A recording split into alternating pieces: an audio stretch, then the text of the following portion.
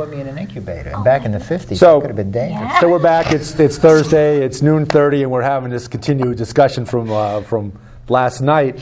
And quick reach out to Panera Bread in Brookfield, our good friend of the show, Robert Garavell, who's joined Emily and I a number of times. Yes. Who likes to go to Panera Bread for these discussions. And Henry, talk about the discussions and what else is going on. Yeah, tell us your we little have anecdote. we have a lot of events going on in the Danbury area on behalf of Bernie, and at this point in time, we have just about an event, an evening or a day.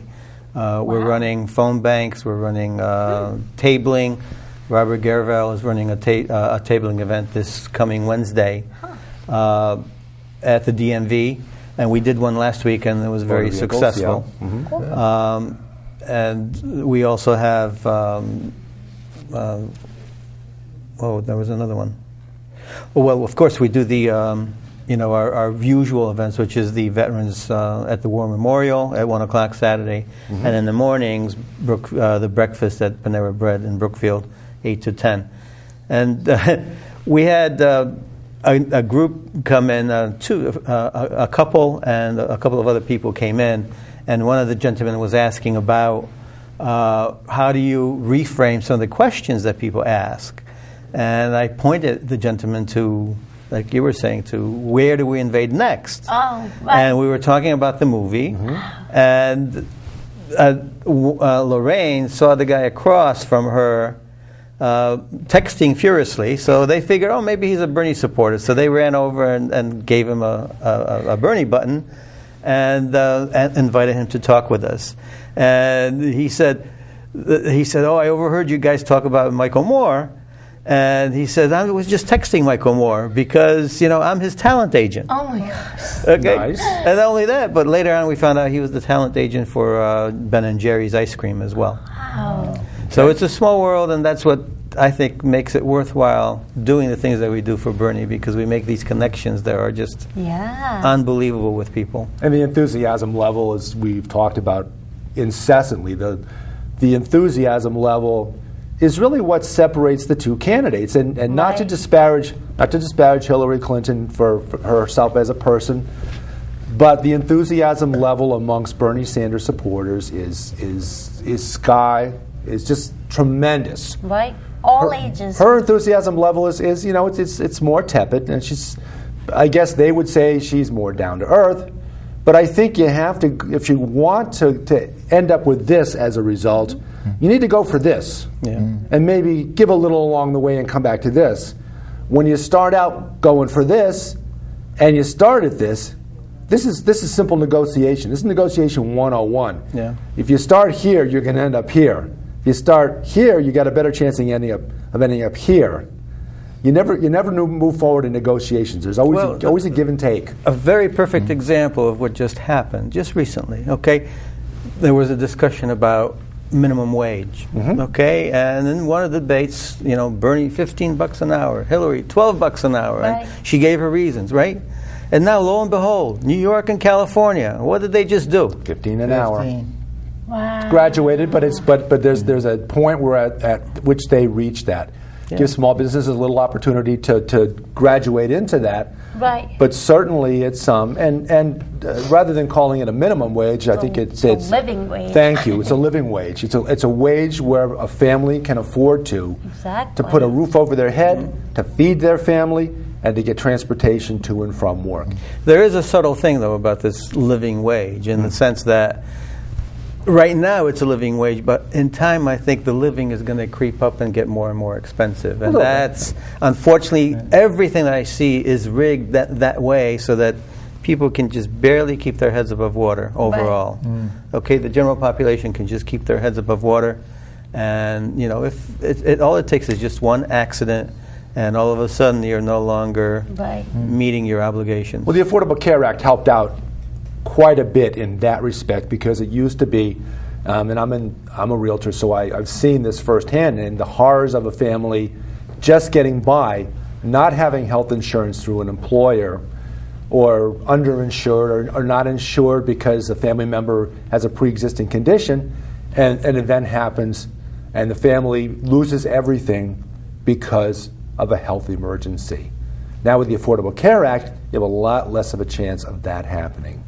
And contrary to what people will claim that don't have the facts with them, that the cost of health care is going up, and it's going up at a much more gradual pace than it did over the last 4 decades, ever since Richard Nixon got us involved in HMOs and insurance rather than health care. Right. Yeah.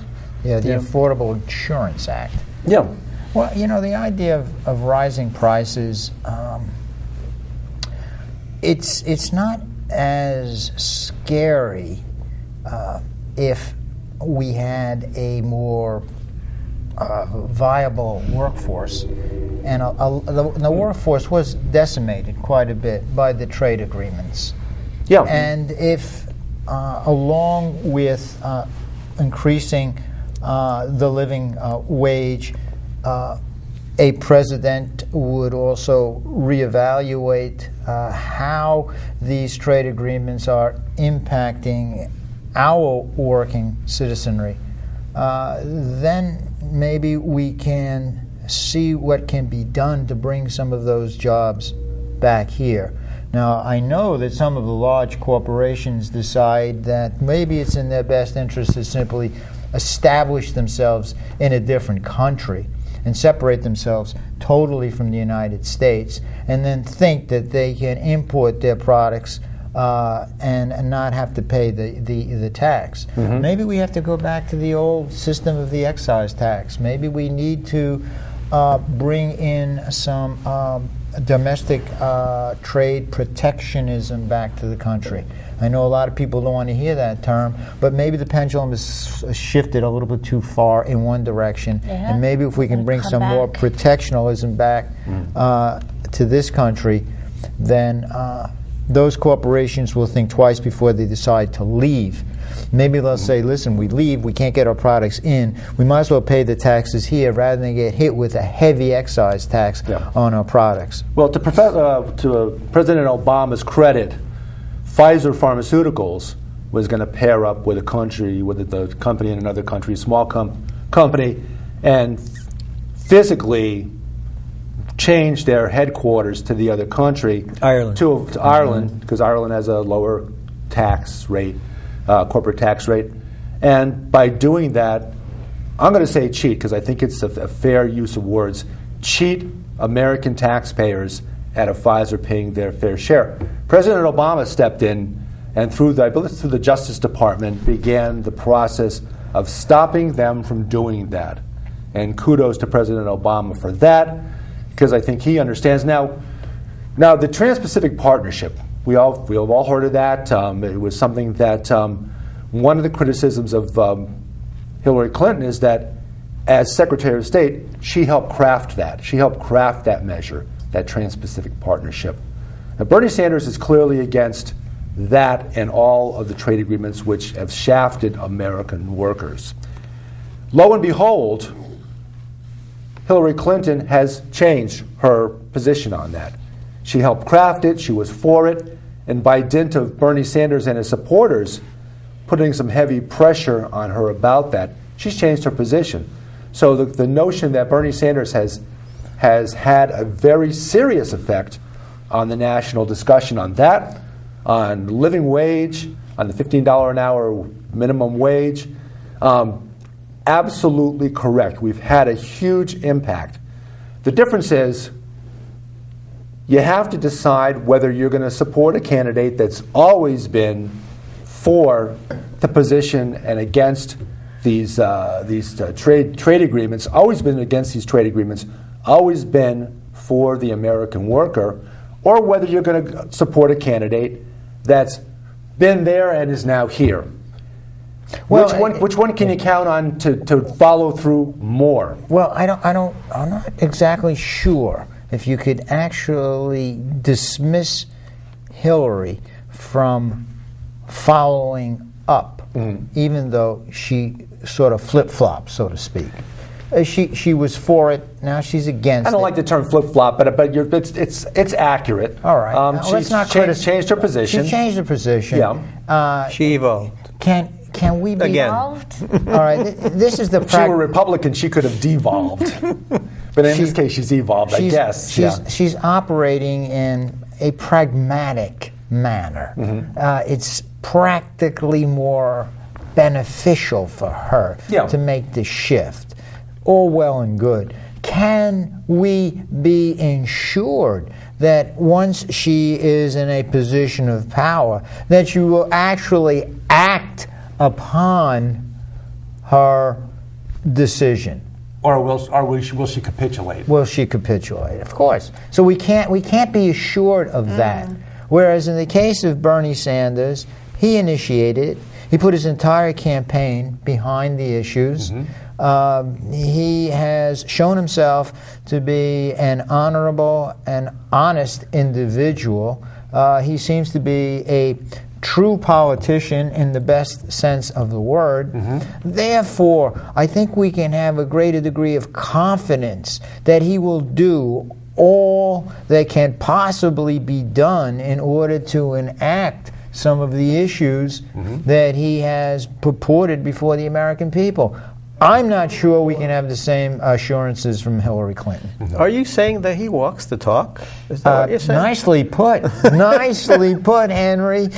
That's He exactly. walks the walk and he talks the talks the talk, talks the talk and talks the walk and walks the talk and all that stuff. So you're In other saying- words, he's congruent in what he says and what he does? He's not reluctant to put his money where his mouth is. Right. You have a question, Emily?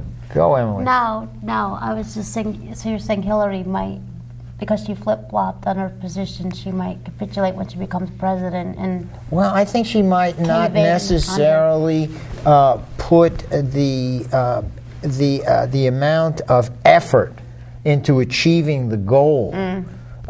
She Right. might have an excuse. Right. The Congress has been too much of an obstruction, or we can't put this into effect, but we can put this other measure into effect, which is a compromise. Right. And maybe that compromise isn't necessarily to the best interest of our constituents, but maybe they might satisfy the money interest that's constantly filtering down into her coffers and to keep her in political power. Well, no doubt she's a powerful position. She's a powerful individual. But I think the question goes back to whether she will actually act through all the things that she's now for. Will she? And as voters, what is our confidence level that she will do the right thing, whether she will deal from a position of strength as opposed to what Senator Bernie Sanders will? You know, a lot of voters are looking at Hillary because their feeling is a lot of what Bernie is hoping to achieve would be detrimental. And they feel that we are living in what's called a global economy. And we have to accept the fact, that we're victims to losing our middle class, and that's the way it is. And low wages for a lot of people has to be the status quo. Right. I think they're reluctant to see the fact that there's two parts to this. Yes, Bernie intends to spend a significant amount of money on these issues that he wants to enact, but by the same token, he's going to be getting some money by not necessarily putting as much into the military. The military budget may be cut. Maybe some perks that large corporations have been getting, maybe those will be cut. Right. All right. So he's going to have to do some cutting. Right. So the big money is not only going to be cut when it comes to their perks, but they're going to be taxed. So it is conceivable that with the proper budgeting, there are certain policies that can be put into effect that can actually benefit the American people. Spend the money domestically, in other words, rather than on Right. on fighting what's always been really an invisible enemy. We can't use a global boogeyman. economy as a trap for a trap that's going to keep us locked into the status quo. Right, I don't think we can. We have to buy into that. That's not dealing with a position of strength. You're absolutely right. So, I got to tell you one little story. Go ahead. I decided I was going to go into the convenience store and get myself something to drink and maybe a little snack.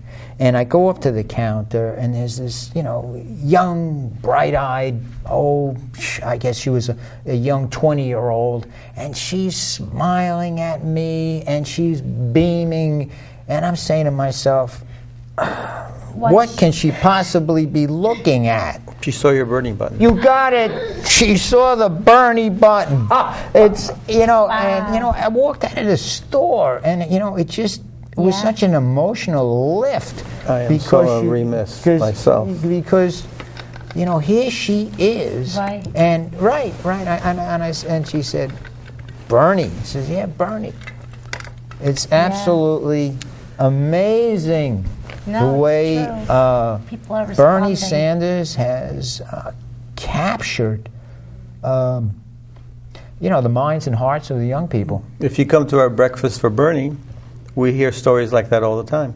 Amazing. By the way, I do have to put in one little plug for the canvassing that's happening here in Danbury. The campaign is actually, they ran one Saturday, and for the rest of the next weekends, we're going to run one from 4 Eagle Road, where Marcus Dairy was headquartered recently. Yeah. Okay, so we're going to have at least 4 days there, plus another 2 days right before the campaign, and on the day of the campaign, we'll do a watch. Yep. Okay, and Mark Morash is running that for us. He's a bright young man, and it's kudos out to him, and kudos out to all the other folks that have put a lot of voluntary hours. Yeah, that's the big thing with Bernie. It's something you believe in. I meant to say optimism a while back is that like Bernie says on his website, he says they got the money, but we've got the people. Yeah. Right. Okay, and together, Right. there's nothing we can't accomplish. And the worst possible scenario is if, through political machinations, the money trumps the people. That would be a travesty for the country. Well, I don't think we're going to. I don't think we're looking at a loss. I think we're looking at a gradient in terms of winning. We've made some terrific inroads. As we've talked about, we've gotten Hillary Clinton to change her positions on a lot of issues and come over to what we believe in. And if that's political, that's political. If that's sincere, it's sincere, or something in between. If she comes over to what we believe in, what differentiates her now from Bernie? Whether we can, which are the candidates we can trust to put themselves behind those ideas after the election. Yeah, it's the credibility, I think. Bernie has a very clear record of what he says he does. Right. Hillary is based on what's convenient, I think. Right. And many a time it's based on what the polls say. 67% of the polls indicate that the American electorate questions her integrity. That's a pretty significant number. And then you look at where the money's coming from. Right. How can you be regulating Wall Street if the money, a lot of her money is coming from Wall Street? So can you believe that you will regulate or do something with those people who are giving you money? Supporting you.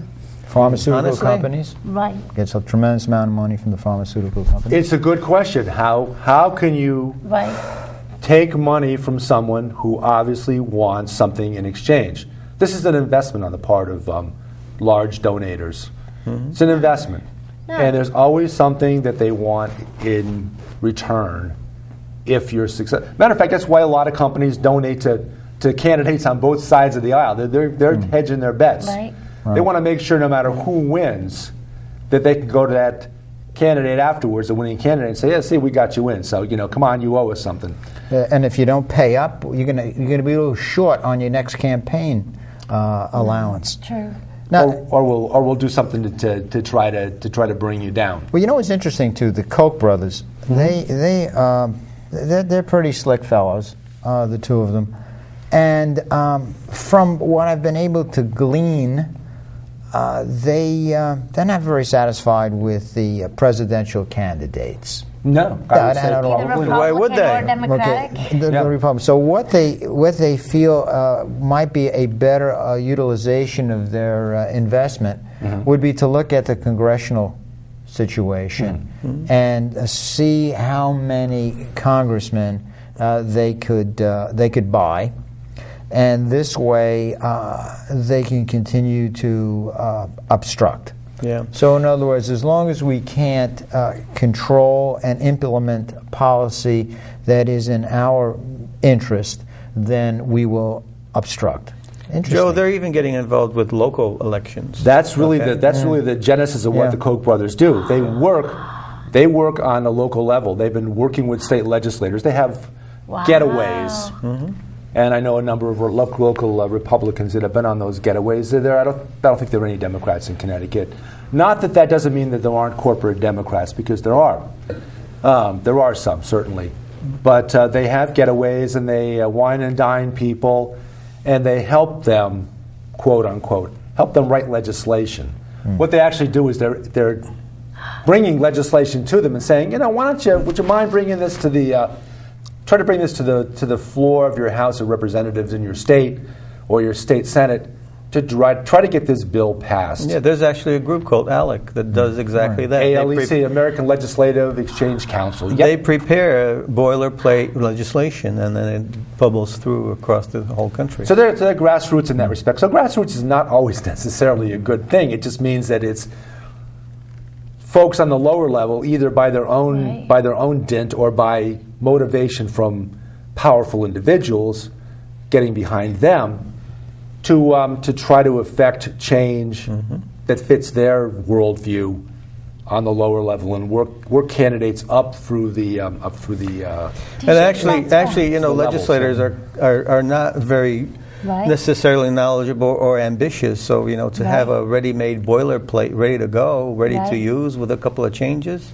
they're happy. They don't have to do any work. Yeah. Do you think that's what happened with the gun laws that Dan Carter had voted? With the gun control. Yeah, he voted. Gun legislation. Yeah, he voted against it. Because he mentioned something about there was something in the legislation he didn't agree with, and that's why he voted. It was against it. It didn't have enough mental health provisions, and this is a situation where the perfect becomes the enemy of the good. In my opinion, and in the opinion of a lot of people, because we ended up with a gun bill that, in fact, contrary to what we've had discussed here on the show, I think it had a very powerful effect on reducing gun homicides in Connecticut between 2012 and 2014. The number of gun homicides in Connecticut half, and there has to be some credit given to the fact that we have gun legislation in place that prohibits people now from buying semi-automatic weapons, and those that have them needing to register them. And I think that's a good thing. There are mental health provisions in that bill, by the way. It just in my mind's eye was a smokescreen as an excuse wrapped in an enigma to vote against something that was a pretty good bill and accomplished an awful lot. Well, that's because you probably have proponents of the NRA that are going to try to stifle any progress along those lines. And then you're going to have people like the Koch brothers who are going to do all that they can possibly do to prevent campaign finance reform. So it's a constant struggle. It's a constant battle. It is. It never ends. And don't ever think that the world's going to be perfect. Right. Because you always have to be out there and doing your small part as an individual to help affect positive change. And whenever you're coming up against the big money, it's always an uphill climb. But I will say that you were absolutely right when you said that they've got the dollars, but we've got the numbers. We've got the people. Right. And my belief is that the people will always win out if they're willing to do the things. Perfect example of being, look how far we've come as a campaign with our friend Bernie Sanders. Look how Right. far we've come from nobody even hearing about him outside of those of us that have been Vermont. following for 40 years, and people that live in Vermont, and re-electing him over and over again with huge pluralities. We've accomplished an awful lot. We've accomplished a lot in terms of the discussion and bringing up issues that would not have been brought up if not for our campaign, in terms of getting our opponent, the candidate that we're running against on the Democratic side, to make some substantial changes in her positions. And we're solidly positioned to take New York. We can take New York. Really? I think so. And of course, what's going to happen that evening as the results come in? You're going to have all the networks are going to say, "Well, but that doesn't make that doesn't." But here's the thing: you look at the number of delegates so far, the pledged delegates, because they're trying to sift these super delegates in as if they're set in stone, which they're not. But the number of pledged delegates so far is approximately 1,300 for Clinton and 1,088. So there's a gap of 214. If you look at the necessary delegates to secure the nomination going into the convention before the superdelegates get an opportunity to weigh in, there is no way that Hillary Clinton will have 2,300, I think it's 2,377 delegates. She won't have that many pledged delegates. It's as simple as that. There will be a discussion at the convention. There will be some horse trading. No matter how the dust settles, it's going to be a very interesting convention, and I think people should follow what's going on, and to whatever degree, if they know somebody that's actually acting as a representative from their state at a convention, to find out what's going on, because I think it's important, because that brings democracy back down to the local level. It brings it back down to a more personal level, and that's the best way to affect positive change. Stay active, stay involved. I am a delegate. That's two. That's why I said it, because I know you are. Yeah. So, so now tell us how this delegate process works. Obviously, well, we'll have to do that in the future show because we've run out of time. But we're going to leave it at that, with knowing that our good friend Henry Pietras is a delegate. Presumably, he's announced himself as a delegate for Bernie Sanders. No. I'm a delegate for Senator Blumenthal. And also for the state senate. Oh, okay. Okay. I haven't yet worked myself up to. Okay, so you're not on the presidential level yet. Not yet, no. But I will try to find out how to do it. Huh. Okay. Very interesting stuff. What do you got there? Is that a cartoon? Yeah. I think I showed it to you, but you're welcome to take a look. Oh, it's like Bernie Sanders with Jesus. This is Liberty University. Oh. Okay, imagine Bernie at the podium. Wait. And oh yeah, with Bernie Sanders, with the top of Jesus Christ, our Lord and Savior.